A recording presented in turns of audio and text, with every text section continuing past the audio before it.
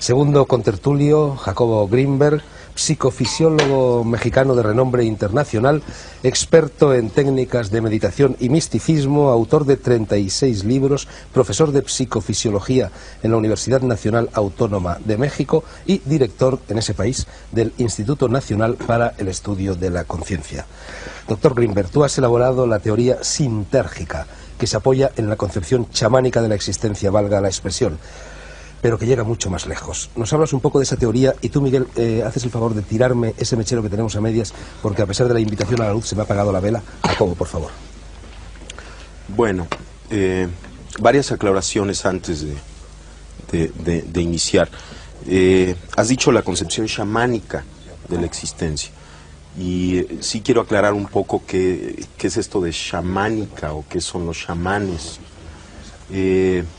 Son los sabios indígenas de muchos lugares del mundo. Nosotros hemos estudiado a estos sabios en México. Y una de las linajes de estas gentes se encuentra en el estado de Sonora, los yaquis de Sonora. Y ellos tienen... Los de Carlos Castaneda. Ah, sí. Y ellos tienen una concepción acerca de cómo se crea la percepción. Se interesan fundamentalmente en explicar o en tratar de explicar cómo aparecen las imágenes, cómo aparecen los sonidos, cómo aparecen los diferentes niveles de la realidad. Entonces, en este sentido, la teoría sintérgica tiene relación con esta concepción chamánica, pero no surge de ella, está relacionada, porque esta teoría también es un intento teórico para tratar de explicar cómo se crea la percepción. Pero la nomenclatura que utiliza es diferente a la que utilizan los chamanes, aunque las conclusiones son muy similares. La teoría sintérgica afirma que existe una organización básica del espacio. Esta organización básica sería como una matriz, un enrejado, una celosía, cuyo estado fundamental es de total coherencia y simetría. En esto está de acuerdo también la física contemporánea. Cualquier modificación en esta matriz fundamental del espacio, un instrumento físico la detecta como una partícula elemental. Entonces el instrumento detecta que hay algo que aparece contra un fondo estable de total coherencia, y los físicos y las gentes que conocen lo que significa la medida del instrumento hablan de la aparición de una partícula elemental. La idea es que las distorsiones de la latiz, sobre todo las distorsiones complejas, son lo que podemos denominar objetos. La teoría sintérgica afirma que el cerebro humano es capaz de distorsionar la estructura de la latiz en la forma más compleja conocida en el universo. Y esta distorsión compleja de la latiz constituye la realidad perceptual. De tal forma que cada una de las actividades neuronales constituye una microdistorsión de la latiz. Y puesto que el cerebro humano contiene alrededor de entre 10.000 y 12.000 millones de elementos neuronales, cada microdistorsión, cada alteración de esta estructura básica del espacio interactúa entre sí, formando una macrodistorsión compleja, a la que la teoría le llama el campo neuronal. De tal forma que la hipótesis fundamental de la teoría sintérgica es que la percepción surge como resultado de la interacción del campo neuronal con la latiz del espacio. Existen diferentes niveles de interacción entre el campo neuronal y la latiz, y cada uno de estos niveles constituye o se asocia o se percibe como un nivel diferente de conciencia.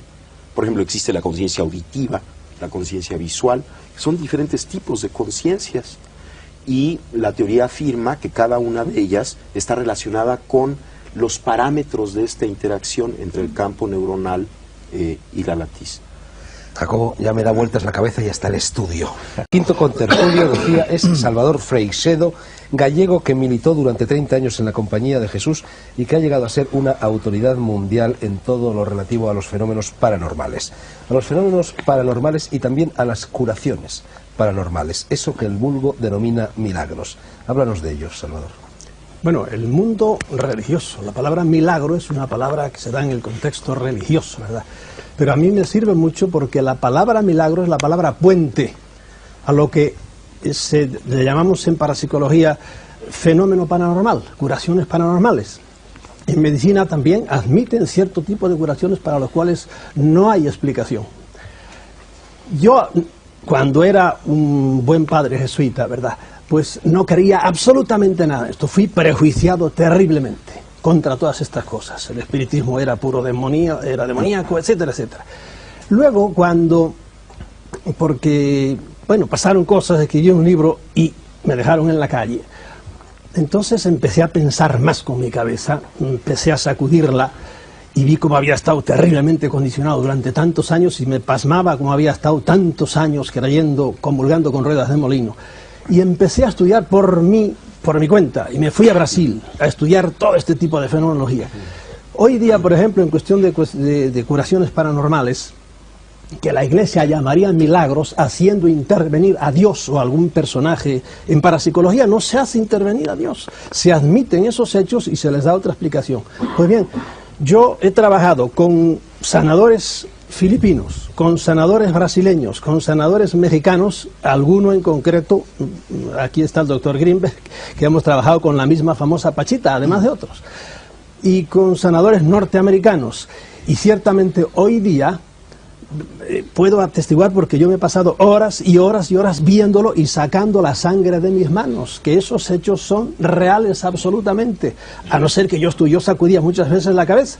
Y para terminar esta primera explicación mía, ¿qué explicación le doy? ¿Hago intervenir a Dios? No. En todo hecho paranormal, a veces curaciones fulminantes, hay siempre dos causas. Primero, una causa trascendente, de fuera del hombre. Vamos a empezar por la causa anímica, lo que se llama en parapsicología animista.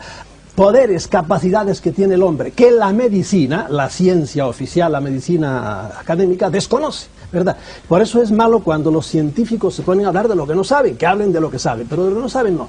Eso existe porque existe, y yo he llevado a cirujanos a ver esas cosas. ¿Por qué se hace eso? Para mí son capacidades que tiene el hombre, en concreto son ondas electromagnéticas que produce el cerebro, y eso está súper demostrado ya en parapsicología hace muchos años. Segundo, energía electromagnética pulsada a 10 ciclos. No, eso para mí es, los 10 ciclos son una condicio sine qua non, son ciclos de 10 seguidos de 40 ceros, son ondas superiores a las ondas. Perdona la interrupción. Y por último, hay otra causa de la cual ya la ciencia no sabe absolutamente nada, que son causas trascendentes. En eso coincidimos con la religión trae a Dios, nosotros traemos a entidades, de las cuales la ciencia no conoce. Pues bien, Dios bendiga a la ciencia, porque ya lo conocerá algún día, ¿verdad? Yo un día lo desconocí, hoy día lo conozco. Y eso es de lo que... Bueno, veo que el doctor Delgado está tomando notas. Creo que el doctor Delgado antes ha llamado en causa un poco a todos los asistentes, quizás sobre todo a Jacobo Grimberg y a José Vicente Colastra. Y André Malvin no ha dicho nada. ¿Tienes algo que decir? Mira, yo quería decir una cosa. Salvador y luego el doctor Delgado. Yo quería decir una cosa. ¿En qué esto que yo he dicho que tiene que ver, por ejemplo, con la salud holística? Es que para mí una de la crisis de la medicina, el gran defecto de la medicina actual, de la medicina académica, es que prescinde, no tiene una visión holística del hombre. La medicina tiene píldoras y bisturí, pero prescinde de la mente humana. Y lo que le quiero decir a la mente, y esto es a la gente, y esto es comprensible, es que tenemos capacidad de curarnos a nosotros mismos mucho más grande de lo que nos han dicho.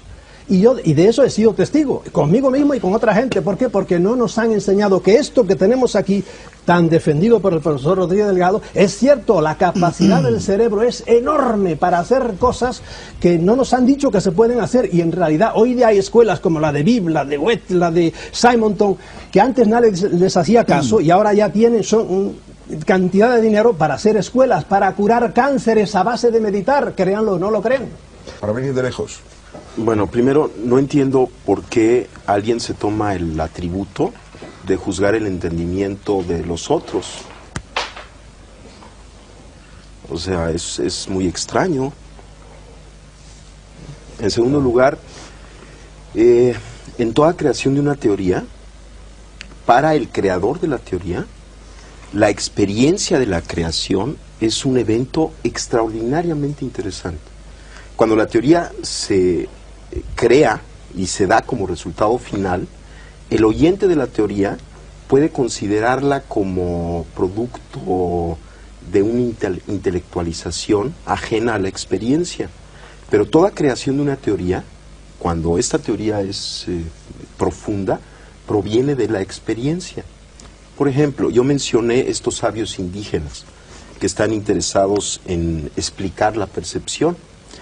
Ellos tienen una teoría de la percepción, pero esta teoría de la percepción surge de su experiencia.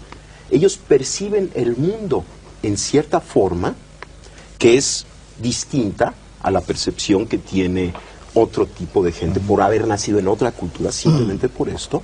Y entonces a partir de esta percepción crean una concepción. Lo interesante de la concepción y de todo intento específico por tratar de entender la percepción es que de alguna manera el intento de entender la percepción nos pone en el fundamento de cualquier realidad. En nuestra época, uno de los grandes peligros y uno de los grandes dolores que estamos viviendo es la pérdida del significado y la dispersión. O sea, nos encontramos muchas veces con gentes que realmente no tienen mucha idea ni de quién son, ni tienen algo que les ayude a entenderse y a llegar a su centro, a una unificación, a sí mismos. Entonces, el intento, por ejemplo, de explicar la percepción es un intento de lograr esta unificación, porque estaremos en la base de la creación de cualquier realidad, y entendiendo cómo se crea la realidad, nos ayuda a unificarnos. Entonces, no es un intelectualismo, sobre todo en el proceso de creación, porque la teoría fina, la teoría profunda, siempre surge de la experiencia. Salvador Freixedo señala en la última página de uno de sus libros, no recuerdo cuál, que para conseguir estas curaciones milagrosas hay tres caminos: el de la relajación, el de la transmisión de la energía y el de poner a trabajar la mente en beneficio propio. Tú mismo lo acabas de señalar. Bueno, a mí me gustaría que explicarais un poco a quienes nos oyen, con palabras sencillas, cómo se relaja una persona, cómo se transmite o se recibe la energía y cómo se pone a trabajar la mente. Te lo digo brevísimamente, diciéndole antes amablemente al profesor Rodríguez de Leao que es una cosa que suele picarme un poco cuando hace la distinción entre lo científico y el mundo de la fantasía. Aquí yo quiero citar, no sé si a Einstein o a Schrödinger o a Lashley o uno de estos grandes pensadores, cada uno en su campo, cuando una vez le dijeron, pero doctor, usted es una eminencia, ¿cómo admite usted la posibilidad de esos hechos? Porque hay que saber que Einstein leía a Madame Blavatsky, la tenía encima de la mesa de noche, que es la reina del esoterismo. ¿Cómo usted admite la posibilidad de estos hechos? Y dijo, no, si yo no he dicho que yo admita la posibilidad, yo he dicho que son reales. Es decir, yo no creía en esto hasta que se me empaparon las manos en la sangre de Pachita, y tienen ustedes a Greenberg, que ha estado con ella horas y horas también, y luego al día siguiente me tenían que sacar. ¿Quién es Pachita? Pachita es una curandera mexicana que con un cuchillo abría vientres y abría cráneos y abría de todo, y sacaba de todo, absolutamente. Y luego un doctor, el doctor Castellanos, a quien él conoce también, lo que hacía era limpiar con algodones después de los minutos que duraba la operación, limpiaba y no quedaba absolutamente nada más que lo que había sacado dentro y la sangre de nuestras manos, ¿verdad? Y esto lo he practicado no solo con ella, sino con muchos sitios. Pues bien, en eso yo no creía. Son realidades. Yo sacudía la cabeza, yo estoy hipnotizado. No, aquello eran absolutamente realidades, por mil otras cosas que sería demasiado largo decir. Eso es un mundo tan complejo que prefiero no hablar de él ahora. Lo que yo sí quiero decir es lo que tú has apuntado ahora. Animar a la gente, y en esto estoy con Malví, que sacándome de sintergias y de cosas más complicadas, que nosotros tenemos capacidad de curarnos a nosotros mismos, pero mucho más de lo que podemos. Basta con aprender a relajarse. Eso es, creo, es una condición sine qua non, pero es el secreto para la buena salud para mucha gente. Lo que nos mata hoy día es el estrés, el estar tensos. Eso a la larga degenera o en un cáncer, aunque parezca que no, o en cualquier afección cardíaca. Lo contrario de eso es, y aquí vamos ya al cerebro, es baja esos 20 ciclos por segundo que está tu cerebro normalmente así, relájate un poco y automáticamente viene un frenazo. Y ahí si sabes, que tampoco hay tiempo en estos programas a presión, si sabes avanzar un poquito más, tu cerebro empezará a funcionar de una manera que te cura a ti mismo. Y eso, ya digo, no son fantasías, son escuelas que están curando a mucha gente en Estados Unidos y en Europa. Eso, la actitud científica, la mía, Sí. es estar abierta a todo.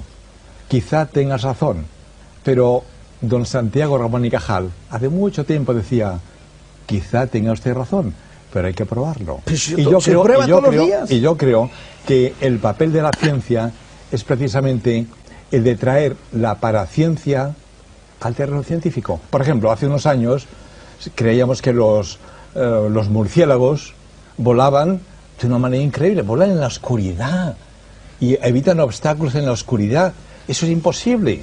Bueno, se ha descubierto que tiene una especie de radar, sí. y que entonces descubren así en la oscuridad, y entonces ya una cosa que era parapsicología, ahora ya comprendemos cómo funciona. Todos creo que tenemos experiencia, yo la he tenido, de realidades parapsicológicas.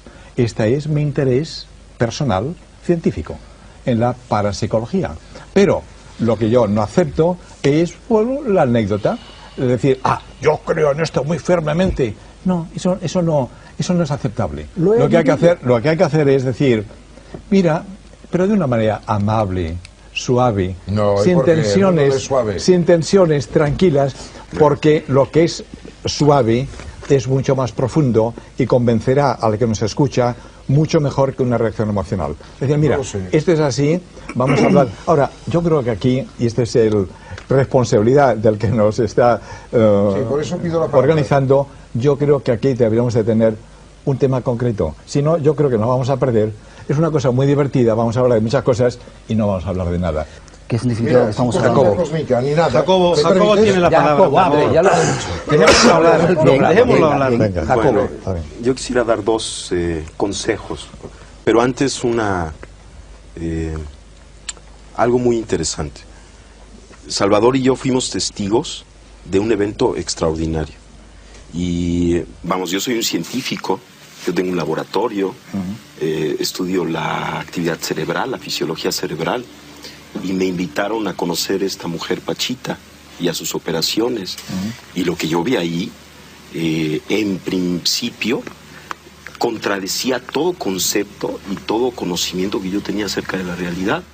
Y a mí lo que me enseñó esto que vi, que Salvador pues lo estaba describiendo y que yo fui testigo también de aquello, lo que me enseñó es que yo no puedo decir cuál es el límite de la capacidad humana.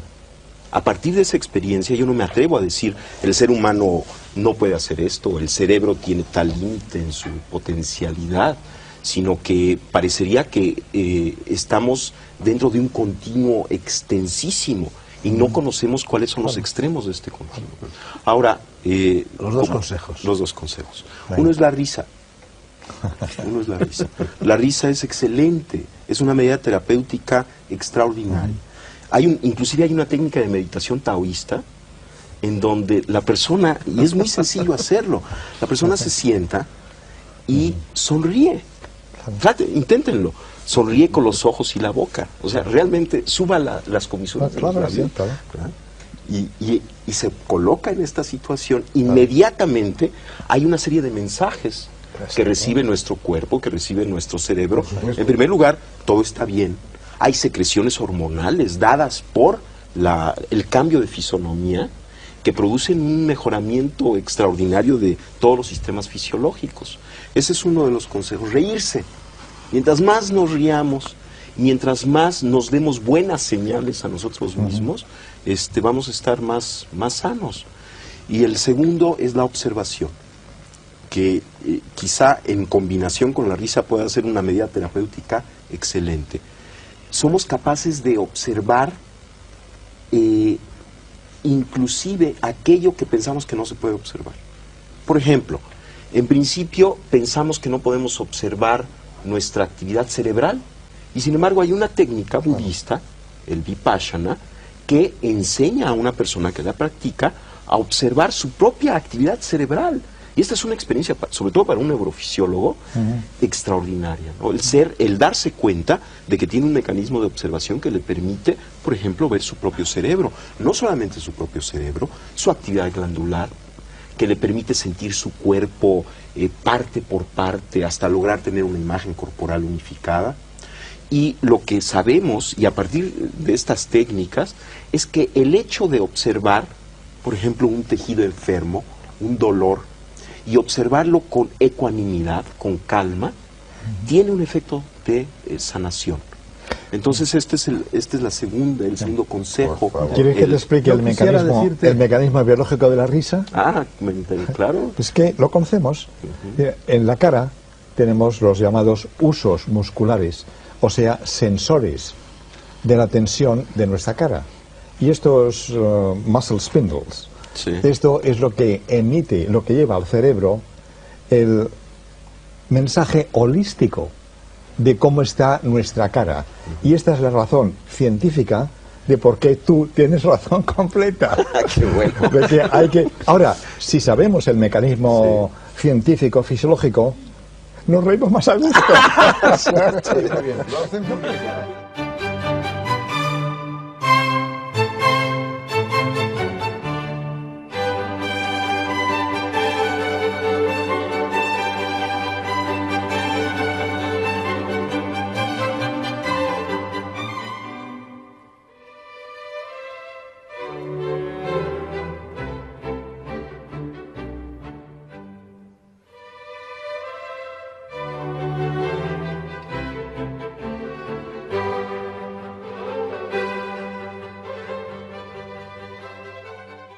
es que estos personajes extraordinarios funcionan o parecen funcionar en una realidad que no tiene pasos intermedios, en donde no hay proceso.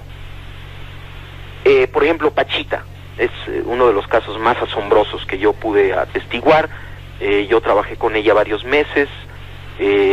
Pachita venía un paciente a verla, por ejemplo, alguien que tenía un problema pulmonar, y entonces si ella decidía, de alguna manera podía percibir directamente lo que le sucedía al paciente y lo que el paciente requería para mejorar. Si el paciente necesitaba, ella hacía una operación en donde extraía los pulmones enfermos e injertaba pulmones sanos. Ahora, esto es inconcebible. Vamos, la cirugía actual ya empieza a hacer este tipo de operaciones, pero la forma en la que Pachita hacía estas operaciones era con prácticamente las manos vacías. El único instrumento que utilizaba era un cuchillo de monte, muy burdo, muy grande, y además las operaciones eran realizadas en minutos, era casi instantáneo, ¿no? Lo que se hacía. Y yo cada vez que veía esto y otras operaciones que están descritas en este libro que usted acaba de mencionar, me asombraba cada vez más de la inexistencia de pasos intermedios. Esto es, Pachita sacaba el pulmón enfermo, injertaba el otro pulmón y listo. De alguna manera todo quedaba arreglado, como si no hubiera necesidad de una serie de procesos que normalmente uno supone que deben de ocurrir para la interconexión de los órganos injertados. Y al preguntarle al Pachita qué pasaba, cómo es que hacía este portento, ella decía que el proceso simplemente ocurría así. No solamente operaciones de pulmón, sino de corazón, de cerebro, cosas verdaderamente extraordinarias, siempre tenían esta característica en donde parecería que Pachita estaba localizada como ser sentiente, como ser sensible, en un nivel de la realidad en donde lo que ella deseaba ocurría. No había ningún mecanismo aparente, ¿no?, entre su deseo y la realización del deseo. Y si su deseo era materializar un objeto, el objeto aparecía mágicamente de la nada, o si su deseo era desaparecerlo, también ocurría. Esto era lo más asombroso. Y a mí, a lo que me ha llevado después de muchos años de reflexión, este portento, ¿no?, que hacía Pachita y otras cosas que han hecho otros chamanes, que sería muy largo de platicar. Esto lo he publicado en México en 7 volúmenes que se llaman Los Chamanes de México. En general, ellos, aunque ningún chamán que yo conocí llegó al nivel de Pachita, todos los chamanes, por ejemplo Don Panchito, un chamán maya, tenía esta misma característica de estar localizado en un nivel de conciencia directo que se manifestaba en su sensibilidad portentosa, ¿no? En su capacidad de decodificar información en forma pues directa, yo pensaría. Ahora, yo he tratado de explicar esto en muchas formas y la verdad es que no he tenido mucho éxito, y lo último que he pensado, que le voy a platicar, es lo que más se acerca, de acuerdo con mis ideas, a un posible entendimiento de lo que sucedía. Decía antes que el cerebro, al interactuar con este campo informacional preespacial, como resultante final, crea la realidad perceptual. Ahora, lo que yo he pensado es que esta realidad que se crea, que es el producto final de un proceso cerebral, una vez creada, tiene una existencia real. Esto es, lo que estamos viendo, los colores, las formas, existen en el nivel en este nivel que estoy mencionando. O sea, son al mismo tiempo un producto final de un procesamiento, pero ya que está esto, tienen existencia real, pero existen como conciencia, no existen como materia, sino existen como conciencia. De acuerdo con esta idea, Pachita estaba localizada en esta conciencia directamente, ya en la creación, ya no había proceso, y las leyes de esta conciencia que llamamos mundo, que llamamos objetos, que en realidad es pura conciencia, de alguna manera ella las manejaba, y en este nivel no hay pasos intermedios, puesto que todo es conciencia, puesto que aún los objetos que percibimos son, esta resultante final, son parte de la conciencia. Entonces, si uno está totalmente localizado ahí, si uno no tiene ninguna duda acerca de que la realidad es ese nivel, entonces uno simplemente funciona en ese nivel con las leyes de ese nivel. De tal forma que esto es lo que yo estoy empezando a concluir después de 15 años, ¿no?, de estar pensando acerca y tratando de explicarme qué es lo que sucedía con Pachita. Y si se fija, la explicación es de lo más sencilla que hay, y al mismo tiempo de lo más complejo, como creo lo que tiene más valor, ¿no?, que es al mismo tiempo muy, muy simple.